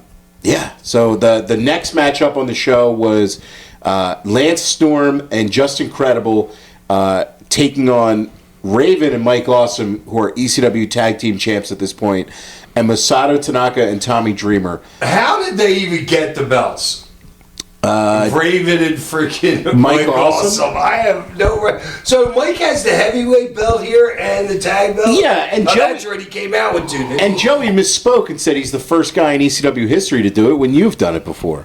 Yeah, me and Squirt. Yeah, you were heavyweight champ and tag champ at the same time. I was actually like, oh, Joey, come on, man, you should know that one. Oh, I wait on the next time I see his ass. Joey's fucking never off the grid. No, I know he is. He is, but Anybody's gonna be living in freaking like Wyoming. We miss you, Joey. we miss you and love you, Joey. One thing I did love about this, and there wasn't a whole lot because I don't know, this just didn't do it for me, but I love the three-way dance rules with the eliminations. I wish more three-ways were that way again. That should be the standard rule. I want that to be the standard for wrestling. Like, it would make every save attempt more interesting, too. Like, every single thing would play. You could have so many more finish Well, opportunities. yeah, because other teams don't want you to lose because that'll affect them. Even though they're not losing, you're still technically losing the match. Well, no, I'm saying if you had eliminations, though. I want eliminations to exist for all three ways. The ECW old school three-way I dance. got you. I'm thinking the exact I opposite. mean, how do you feel about that, Ty? Do you prefer Oh yeah, those? we've talked about this before. Yeah. I want it for singles and tag. Same. All. Yeah, Elimination. I love that. love, and WWE used to do that at a time, did they Maybe not? for tags. I don't feel like three-way, like 3 individual people were ever eliminations. No, I agree with you. I think the tags, I feel like I've seen them do that before, elimination tags, but I don't know. But yeah, we've talked about this before. I think everything tagged, it's just better. And it's a spot where you could, like, even if you don't win the match, you could still win something by getting that first elimination. Right, somebody get over. Right. Somebody could Yeah. get something over. You can get a finish over. You could build up to a future angle. But I also think for the fans' psyche, it helps. Absolutely. Like, Yes, it makes Jeopardy more in the match to me. yeah, like your falses mean more. Like anything's possible. When you see somebody covering another guy, you're like, that's not no. You know what I'm saying? Like, nah, It's not going to be the finish. Yeah, right. Like that's not it. But like in an elimination, obviously anything can happen. So like anything's possible. Any time there could be an elimination pin or whatever. Yeah. So this match was just kind of like a cluster. Raven did his drop toe hold spot of Dreamer through a table, which you this think bothered- Screwed up at first. I was gonna That- say, do you think they fucked the first one They up? totally and then did. Which does that like Hack? Walk me through that as a wrestler. That's all Tommy's spot. Okay. Tom, the drop toe hold means nothing. It's your job to get your head near where it's supposed to be. Yeah, but And- did he drop? He did. He drop toe holds him on the corner of the table. It doesn't break. And he Raven- said, what's his name said, I'm surprised the table didn't break. Oh, And then they went right back to it. And Raven whispers to him on the ground. I'm like, they're going to redo this spot. You as a wrestler, did you have a rule in mind of like redoing spots or? I would know. If you missed something, I would not go right back to it. I love that because that's the way it should be, right? Because not everything. You're not not going go to right make back every to it. shot you take. You don't go and then just line up exactly and And try that- to. no, No, I but mean, you I would. But can you would like kind of. Would you get back to it later? Just not like redo it right then. Maybe not. But that's what I'm maybe saying. not, Like but maybe that- let the match go on a little bit and then go back to Sure, it, but not like Yeah, right but after. you can't always guarantee that. So me, Right. I would have just canned it. Right. Unless it was an intricate part of like a finish or something like that where I might have had to go redo it. But out of there, I just would have canned the spot. You could easily just whipped him through the table or done anything else to put him Yeah, through the table. anything. Like it wasn't. Well, it's he not doesn't- required to do your drop toe hold spot through a table. but Scotty doesn't even end up putting them through the table. It's He breaks the other He does. half outside the leg. no, they put it in the corner, and then Awesome puts Tanaka That's through it in the after corner. they broke. they break the first part of it with Yeah. the drop toe hold, and then Awesome puts Tanaka through the other one. No, Yeah, the first toe hold was a whiff. The Yes. second toe hold is when they broke the table, like the one side that's outside the feet. Right? Yes, Yes. correct. And then they put the 3/4 table or 7/8 of a table, whatever, up in the corner. Correct. Yeah, that's what I was saying. Tanaka suplex Awesome through the table, and then just pins him with a roaring Dude, elbow. I was shocked. My first note is, wow, he's out already? Right then, he's eliminated. New tag champs. You know you're going to get new tag Are champs. you not? Go ahead. All right, Are you so- gonna say what I'm gonna say? I don't know, but here, you say first. Are you shocked that Awesome's the one that took the pin? No, because I think it's to set up a future Tanaka Awesome match. I That was was my surprised thought. to see it because I thought I thought since his first match was short, you guys got to understand something. If you have he's got the match with the kid right earlier, and then he's in this match. So usually how your brain like breaks it down is you're not going to have a barn burner killer on their first match because you got this shit to remember and it's 6-way. So I'm figuring right now, I was so shocked that Mike went out because his first match was so short with the kid that I thought he'd be the last guy, he'd be the guy winning in this one. My point was him taking the pin, not Scotty taking the pin to lose it, because he's your heavyweight champ, and that's what I was saying. That's the way you were supposed to do it. You would always lose. No, I see what you're saying there. Like, I was just shocked that he was the heavyweight champ was the one that took the pin instead of Scotty losing the belt. I know historically maybe, but I think what they were doing with like Awesome and Tanaka, where it's like Tanaka was like Awesome's kryptonite. Like Tanaka was the Right. one guy who can go like he could probably go right he there. could go man for man. So they with got to Awesome. prove that Tanaka can beat him. Yeah. And you've Right. done it before where Tanaka's beaten him before. Good point. It's just to build up to a future Yeah, Tanaka. I was Yeah, I just like that angle. Yeah, That's what I think. I agree That's with what you. I think Paul's thinking was for that finish. I agree with you. I was just kind of shocked that he took Dude, the pin. I was like, The fuck just I wasn't shocked that they lost. I was shocked. just it was shocked as quick that as he it took was. the pin. I mean, that was what It was 2 or 3 minutes into It was the match. quick. Yeah, Yeah. this is like real quick. I was like, what? Yeah. So they get out of the ring, and then yeah, I mean, it just then it's the crowd was kind of down after that, and then My next spot's the ref bump. so they do a ref bump. Credible gave Tanaka a cane shot, and they doubled up on Dreamer. He was all bloody.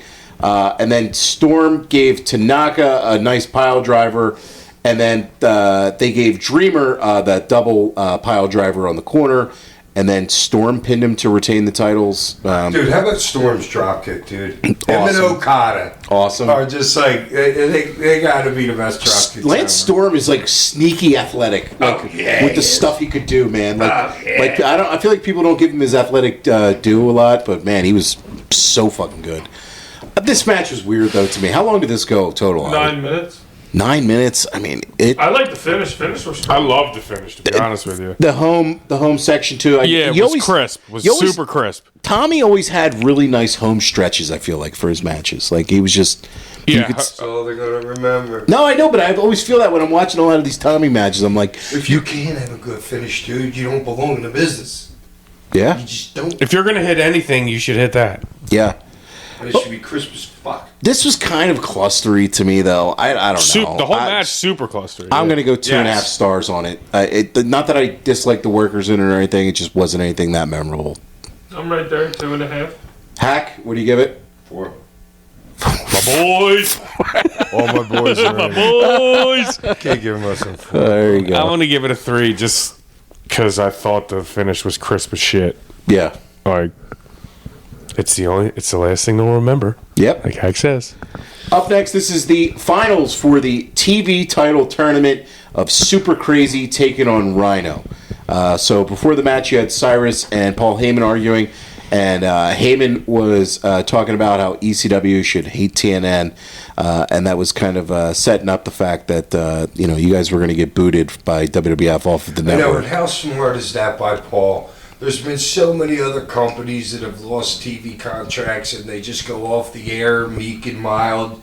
A lot of times they would just do it. You wouldn't even know that was their last show. And then Paul says, "Fuck you! I'm going to turn this Cyrus dude into the asshole freaking industry that you guys are in." You know what I mean? That's straight brilliance. Yeah, and Cyrus, It really is. Cyrus now, And he was unbelievably great at it. 25 He years was a later. missile. 25 years later, still He's a a heat missile. magnet in the business. I don't believe it. Just Freaking kind of, missile, it's man. kind of really cool to see. Like The dude just knows how to talk. he does. He's a great talker, man. And he looks totally different now without the hair and everything. I but know, it's hilarious. To see him like with the hair Yeah, like his skull. Yeah, but better off that at least he's smart enough not to go with nothing up front and then like 12 inches in the back. Was that a shot at Paul Heyman, Hack? I don't know. or, he always or has that. Louis dangerously. Yeah, or was that a shot at the Hulkster there? So then you had Just shot any ball, man. you had Gertner come back, and there was a confrontation with Cyrus, and then Crazy just did the awesome spot off of Molyneux's back to open the match with a dive off of it. I love that spot. That spot's fucking money. Big fan of that spot. And then Rhino threw Crazy. He pressed him over the top rope through a table, which was really awesome. He speared him through a table. Or no, he speared a table himself when Super Crazy ducked out of the way, which I love the timing on that too. He was really like waiting for it. Last second, boom, jumped. Rhino goes through the table. Really cool spot. And then Crazy did his triple moonsaults, and then Tajiri shows up, missed him right in the face, and then just was kicking the shit out of him. Great sell by fucking Crazy Oh, on the yeah, kicks too. those It's just two- lifeless, or he's just dead. Oh, he always does the bend backwards. The bend that one up. Oh, on his knees? Yeah. You love that. That is the one. You love that. And the first one looks great too, and Tajiri doesn't even touch him. Oh, no, don't touch him at all. Didn't literally touch him did not at There was like touch him at all. inches between them. You could see. Literally, like, kicked the nose hair out of his nose. Like, didn't touch him at all, but it looked great. Molyneux was bumped on the moonsault, kind of, I guess. I don't know. It was kind of like missed him. Yeah, that was weird. It was weird. Then Tajiri and Rhino were just going to town on Super Crazy, and then RVD comes out with his leg in a cast, so this is the reason you're having the TV All tournament. right, wasn't in a cast. What was it? It wasn't a little. It was a brace. It was a boot. It was a boot. Okay, whatever. He came out with the clap. He came out with the clap. But obviously, you know he's over his injury at this point. Well, no, not yet, because he would have been back in the ring. He's not back in the ring for a little bit here. Okay, dude, he's not going in the ring doing everything he did right now unless he's 100%. Well, he doesn't wrestle for another. It doesn't matter. Maybe he was still getting paid and didn't want to work and wanted to stay home. Like okay. I could have. Any Sabu could have. Yeah, dude, he's fine right here. He's over that injury. Or he would not It's still real to me, damn it. He wouldn't be in the ring. No, he would not be in the ring with that brace on if he wasn't over his injury, considering all the shit he did. Well, he did do a bunch in this, man. Right. So that's why I know he's good. the one thing that's really cool about Jerry was working it. the one thing that he was. The one thing that was really cool was he's coming out with the jersey he's got on, which was awesome. Rocking the Bobby Duncombe Jr. jersey, who had passed away. That was really cool. I thought that was awesome. Yeah, I couldn't even tell. It looked like a Buffalo Bills. He did look like an old Bills with the blue Yeah, I and was red. like 44. I was like, who the hell? So Scotty Anton has him out there too, and then Van Dam puts Rhino through a table, and he's selling the leg. Anton was working hurt too with the clap. Yeah, but he wasn't selling it when he was. That is so funny. I'm thinking of a clap joke right now, and I'm like, Ty got it though. and I Ty know got Ty's got one coming, and I'm trying to beat him to the punchline, but I couldn't. it. And then so RVD put Rhino through the table, and then Crazy pins him with a moonsault. So Super Crazy wins the TV title there with the interference. And then after the match, Rhino spears RVD and Scotty. And then Carino and Victory are coming out there. They're just beating on everyone. You come out, Hack, and you make the big comeback. Clearing the ring. Everybody left. I hit like one I punched like who was the one person I punched? I think it was Victory. Yeah, it probably was Jack. Yeah, you caned. I think you caned Jack, and you caned Rhino a couple times, and then And the cane was fucking splintered. Shattered. All Oh, kinds I blew it right on the first shot on Rhino's head. And you the very sell- first shot. The way you look at it too was a great sell of the cane. The way that you like I look. probably had it worked to do that. I was gonna say when I was watching, I was like, Hack definitely worked that cane. Yeah. Like no doubt. Yeah, I know how to manipulate the thing to do whatever Yeah. the fuck I want. You clear the ring, and then you do a little beer celebration with everybody. I like how you gave cans out to everybody, and you gave one to Super Crazy winning the TV title. Cerveza? It was a little cerveza, por favor.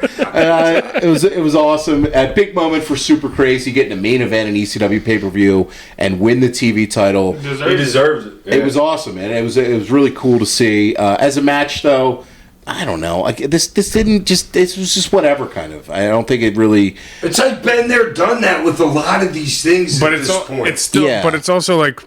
It's more of a segment angle than a match. Well, that's what I'm saying. Well, Like it's it's part like of the whole that. hand It's part of like package. that. The ECW like genius of like.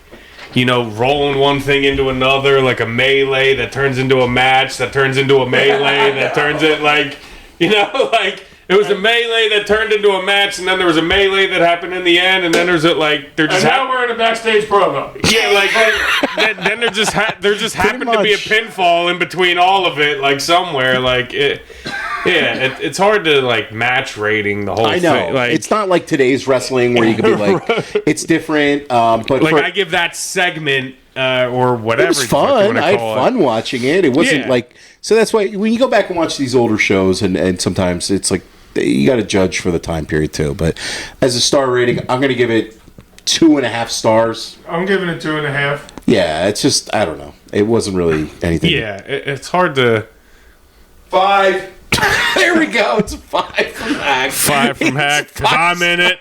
Yeah, because you come out and do a what? I'm giving myself. And I was only in it for the last 5 seconds. And you got out of working Rhino at the pay-per-view too. What a night for you. Yeah, you pussy. Yeah, what a They're like, Hack, I'm going to put you through a table tonight. My And you- mom's sitting in the corner. You know what? Let's put her through the table. Wait, I don't want to wrestle. Driving in the hospital. It'll be great. Yeah, it'll be great. I don't actually have to wrestle. Yeah, that's great booking, Paul. Great booking. They were probably arguing that week or something. Hey, honey. Yeah, go ahead. What do you give it, Ty? Yeah, 2.5, 3. Yeah. However you want to look at it. It wasn't bad. It wasn't great. If you guys have never seen this show, I would say check it out definitely because there's some interesting stuff on it. But Yeah, the greatest spear through a table of all time. that's right, amazing cell. No, but anybody listening, I don't understand why you would even listen to us if you didn't watch what we were watching and talking about. Right. No, I mean people just like to hear us, Hack. I mean, yeah, but I You don't might like to hear me. I don't know about you goofs. Wow, you goofs! We've been carrying you for a whole year. Well, and speaking of taking great spears, did you see Moxley get speared through the table by Cope the other day? Mom, greater than sign, Moxley. It wasn't Getting that great. speared through a table. Yeah, that was. Is that what that was? Yeah, it was. Okay. It was something. Yeah. Next week on the show for WrestleMania season, we are doing what some people consider to be the best WrestleMania ever. Sorry, it's not WrestleMania 23, Hack. Is there a double dog collar match in here? No, there's not. It's WrestleMania 17. WrestleMania. I don't love double dog collar matches. I love the one with the pit bulls, and I love Greg Valentine and Piper too. That's a great dog collar match. I'm not a dog collar match guy. I love MJF and Punk too. That was a great dog collar match. But those are 3 dog collar matches I really liked. What many consider the greatest WrestleMania ever. Dude, WrestleMania 17. WrestleMania 17 next week. Houston Astrodome, and there's a lot. It's All right, everybody hear that? WrestleMania 17 next week we will be talking about. And the funny part about it is, like, Tosh comes up with these topics. We are not privy to the topics before he mentions we them. don't So know what we're watching until Tosh says it on the episode. live on the episode. And I don't really know it until I text them later on, Yeah, like Tuesday, and be like, Tuesday. what the heck are we What watching? are we watching again? Yeah, I always got to get brushed up too. But like when you're hearing it, we're also reacting to it live. There you So go. that's why I said the double dog collar. That's a comment. shoot, It's good. brother. Yeah, straight shoot. A lot of shoots around here. No, but the thing is, I would like to hear from people that had the same opinions as one of us as they're watching one of these matches that we're watching. Okay. Maybe a different one. Yeah. Whatever. I want to hear like a person that be like Tosh. You didn't grow up in the business. Oliver didn't grow up in the business like Ty did. You know what I mean? So Ty's going to have a different slant. No, he does. Well, but him and his brother, he's affected his brother's watching though. He's Also, affected his brother. well, he no, has. you know what I'm saying? He's taught. Not like positive, by negative. myself. Just Well, yeah. Well, and we clearly have different opinions. I was Obviously, watching like Anarchy Rules 2000 on VHS at my mom's house by myself. Wow, there you Yeah, go. but I just want to hear what a regular person thinks about some of this stuff. Okay. yeah, And we, like we do ratings get and some of everything. it in the listener questions and stuff like that when we Because come like, out are there. we But off when we talk about AEW matches and stuff like that, or are you seeing something totally different than we're seeing? yeah, like Hack's a complete moron. He has no idea what he's Oh, talking that'll about. probably Or, be most of them. It's fucking huge. Here we go. Wait, hold on.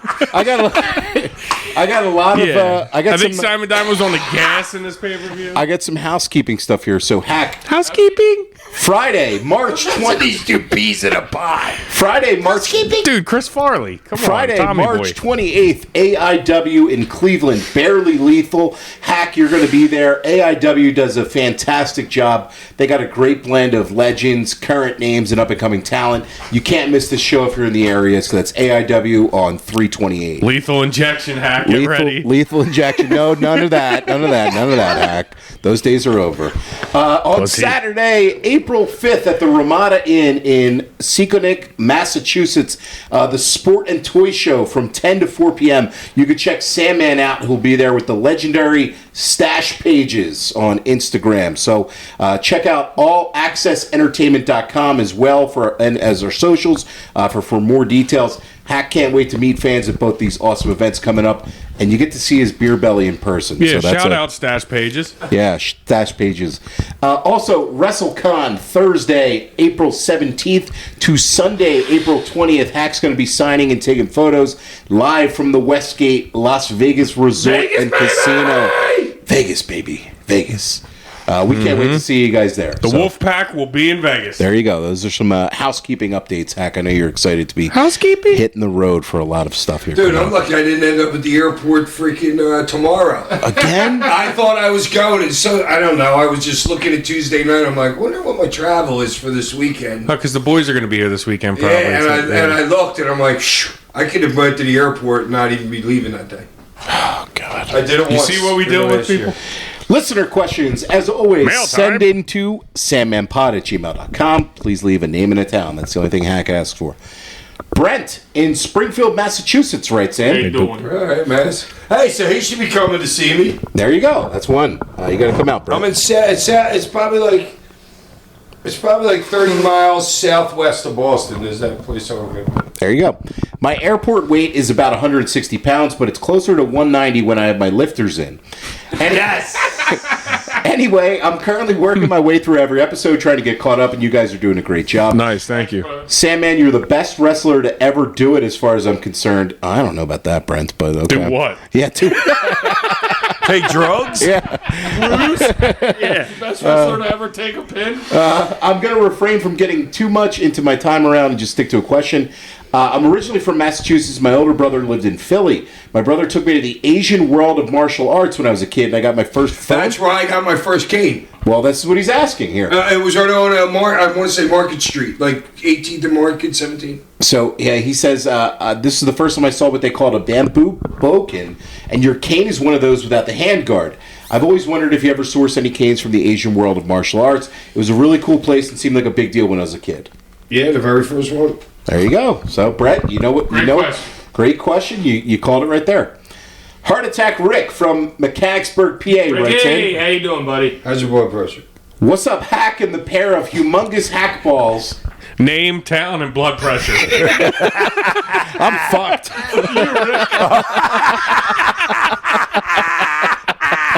You're going to get some clonidine in your system and some Lizapro. What's up, Hack, and the pair of humongous hack balls? Rick here, back at it. Did anyone else notice Gertner and lifters to be as tall as Cyrus? Thank you, fucking Rick. Is that his name? Yeah, Yeah. Rick.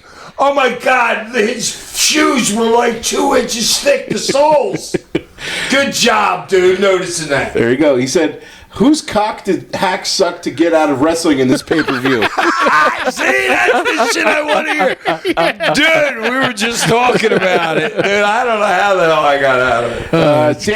Damn it, it needed more Sandman, not more cowbell. Dusty's match was great. How many bionic arms did he give those guys? Boy, didn't Simon Diamond look like a ripped, jacked, and chiseled he's all over it, 450 pounds in this pay-per-view. Just incredible, sucks ass as usual. I give this pay-per-view a balls out of a New Jack PlayStation nut shot. Question for Rick's on fire with this email. Simon Diamond looking like Mike Awesome in this. Yeah. Totally on fire. Question for Hack this week is, how do you truly feel about people ripping off your gimmicks, say like Just Incredible taking the kendo stick, Steve Austin taking your beer drinking, and the Shield coming from the audience? As always, keep up the amazing podcast. Dude, it's flattering to me. It's homage. You know what I'm saying? It's who was the first one to do an arm drag? You know, it could literally go all the way back to that. No idea is original. So, I just got a question. Well, my beer and my cigarette are totally original. There you Nobody go, okay. ever did that. Cade, no. Tojo Yamamoto. Did Bleeding before you got into the ring, me. Nobody ever did that before. First ladder match, me. No. You know I had to throw that one. I was waiting till the end now. Bret Hart. sorry. guardrail maybe. In the ring, probably. Justin with the cane. Did he ever like ask or was that ever like a thing? I don't think it happened until I left and then Paul gave it to him. That's what I'm But saying. he knew I wouldn't care anyway. Right. And Justin was such a great guy. And I didn't think that you would care, Yeah, but I I don't just give a was just damn. asking out of curiosity if like. And all the way in my back of my head is like, all right, well, when I ever get back there, we'll do a Kane versus Kane match. Well, it's smart by him. You leave with the cane. Well, he that's introduces Paul. his cane. Well, yeah, whatever it was, but Put no, I Franny knew- with him. Yeah, and McCain. but I knew Justin. Well, giving him the cane gives him more heat. Yeah. Oh, yeah, totally. So it's like, it's Yeah, fucking- totally. And Justin's such a good dude. Like, if you meet Justin, he's such a good, such a good dude. Like, I was just out of curiosity. Rick, great email. Great email, Rick. Seriously. Thank you, Ben. Keep it up, buddy. Stay Yeah, calm. that was awesome. Hope Ready? you're doing well. Up next, Brian Mills from Calgary, Alberta, Canada, writes in. Brian. What's up, Toshman and the Ham and Eggers? Thanks for reading my bit about Bray Wyatt being a low-key worst gimmick contender. You guys are right that I'm thinking of The Fiend more than the original Bray run. They were projecting maggots on the ring and doing all that weird stuff with Yeah. Orton and Seth, and it was terrible. Oh, I forgot all about the maggots. That was horrible. It was so bad. Yeah. I do also think the original Cult Leader version was more entertaining, but also lost his big matches, which worked better for the gimmick. Moving on to another question for the team. Who is your first true favorite wrestler? I mean, the guy that you liked for more reasons than he was the top babyface, like Hogan or Warrior or whoever. For me, it was Mr. Perfect. He was one of a few guys that transcended his healing for me and became a favorite as a bad guy. There was also Brett, but I grew up in Europe and everyone over there loved Brett long before he was champ. Happy anniversary. Keep up the unreal work. It's been a hell of a year, boys. Man, first favorite wrestler. I got to go with Shawn Michaels. I remember I was watching the Saturday morning show, and they did this angle where Shawn Michaels took an enziguri from Owen Hart, and it gave him a concussion, and I was like, I was in. I was This in on shit's it. real. Yeah, I was in on it. I was like, and I was already like a little bit of a fan before, but that one angle was like, I'm fucking in on it. So that's my first favorite wrestler. How about you? I mean, it's gonna be different for you guys growing up in the biz, but Mine's Jeff Hardy. Jeff Hardy guy. Okay. Wow. It's like, it's super hard. I want to see. I watched wrestling like before The Rock, but I think The Rock was like my first like guy. Ray Mysterio. When I saw him in ECW, it was like, whoa. Ty's like he's not much bigger than me. I'll be doing the same. Yeah, but watching him in ECW, I was just like, holy shit. You know, I'm watching Hack and them, and you know, it's blood, guts, it's this, that, and the other. And then I saw him and Hoovy, and it was just like, it was so different. Yeah. It was just like so different because I wasn't really watching like WWE and all that other stuff like before, you know, 96 or, you know, whatever it was when I was in the business. I saw them do that. And then I guess like after that, when I started watching more, The Rock just became like super over, and I guess I'd have to go with him after that. But Yeah, I love The Rock too. I mean, The Rock was so awesome. So just cool. So yeah, cool. just everything after that. But I guess I would have to say Ray, just because it was the most interesting thing to me at that point. Hack, how about for you, man? Right at the same time, I'm pretty sure it was Superstar Billy Graham, but he was a heel, and then Dusty. So those two But guys. it was all very, very close at the same time. That's so cool. And then you get to work with Dusty later on in your career. Yeah. Like, that's just so fucking cool, man. Up next is Dana from Atlanta. All right, Dana. Just discovered the podcast. You guys are a riot, working my way through the episodes. Thank you. Thank you. Dying at the fight over Simon Diamond's weight. It's been brought up a bunch today. Fuck these losers. It's a fan favorite for sure. Yeah, that's why we kept it in there, man. Yeah. It's got to be real. Sandman has the best breakdowns in the business and a unique perspective. My question is regarding places you hated to work. Was there any towns or buildings that you felt like didn't have good fans or reactions, either in your ECW career or when you were in WWE and WCW? Keep up the great work. It was never the towns. Like, I hated going to freaking Boston. Crowds were great. Everything was great about it, but you couldn't buy beer after a certain time in freaking Boston. You only cared about the beer. It was some crazy freaking law. And also, they were having the big dig then. That was this big, like, 15-year project that they had to go under all these rivers and other bridges over them and stuff. And it was just, you couldn't get anywhere. Like, you land, and then it's like an hour and a half to get freaking 15 minutes out of the airport. It would just sucked. Okay. Just so traffic? Boston. Yeah. Traffic. During the big dig. The first day the big dig opened, this couple was getting married. They were driving under it. A 10-ton piece of concrete fell on top of their car and killed them. Wow. My buddy John from Boston. John, I know you're listening. What up? They used to be called the 30-30 boys that went and worked for the big dig. 30 pack of beer and a 30 Oxycontin. Okay. Every shift. That's they used to be called the 30-30 boys. Okay, shouts out to the 30-30 guys. I think of ESPN films. I was going to say that beats the U, I guess. Yeah, it's way better than the U. Kevin from Dayton, Ohio writes in, "What's up, fellas? My Flyers didn't get in the tourney this year, not to be confused with your Flyers. My question this week is about Dusty Rhodes. What was the locker room reaction when he joined you guys in 2000? I always thought Dusty in ECW was strange, and yet he fit right in and was very giving in the feud with Steve Corino. Thanks as always for the great show." All those old guys would come in and say, "God, this is one of the best locker rooms I've ever been in." Dusty said it, Terry Funk said it, freaking tons of other guys have said it. We just had a cool locker room. And so they were just... Because we were all, you have to understand something, we were all for one and one for all.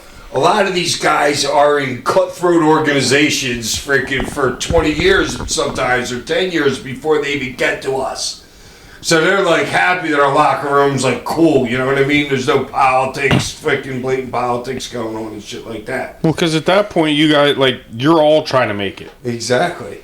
You know, like, Yeah. if the guy you're working doesn't get it, like, you don't get over, like, it's all one cohesive unit, you know? So We're a family, all dude. striving for the same goal. So, like, at the end of the day... And our locker room was really significant in it, as in, like, everybody dressed in one big room. Wasn't many locker rooms I was that I just ever gonna say been in, ever in any building, that everybody dressed in one thing. Like I told you, when I was at WCW, I never saw the top guys. Right, they're over in the big wig Never even rooms. saw them the whole freaking day. It's just crazy. I know. It's just nuts. But great question there, Kevin. Next week on the show, we are reviewing WrestleMania 17. But before we go, Hack, the cane of the week or the toast of the week? Yeah, whoever freaking Boston bought for fucking that $6 billion, they're over huge. Toast? You're going to Yeah. toast them? Oh, I gotta toast those toasting the dudes. Celtics. That's it. I don't agree Yeah, I with mean, that. I guess... I'm going to cane you right now. I Give know, me but that you have cane to over there, understand Tyler. something. If you're a businessman, think about it. What did our dude buy the Sixers for? Josh Like Harris? $300 million or 180 million, I think it was. No, it was way more than that. No, it wasn't. It was... I would say 300 to 500. Okay, so even if you paid $500 million for it, now we got to be worth $5 billion. Dude, you can't go wrong with sports. That's why Saudi Arabia is buying up they're buying up that slap challenge thing. They're buying freaking golfing. So, Hack, you were right. The Sixers were purchased for $280 million back in 2011. Yeah, now they're valued at least at $5 billion. probably If five, Boston goes for $6 probably million. $5 billion. So Got to put them over. I'm still please. caning you for putting over the Celtics. Yeah, I ain't toasting. No, I said the guy that bought them. Okay, well we're And then hopefully that'll change our juju with him too. Fuck maybe. 'em. Peace. Peace.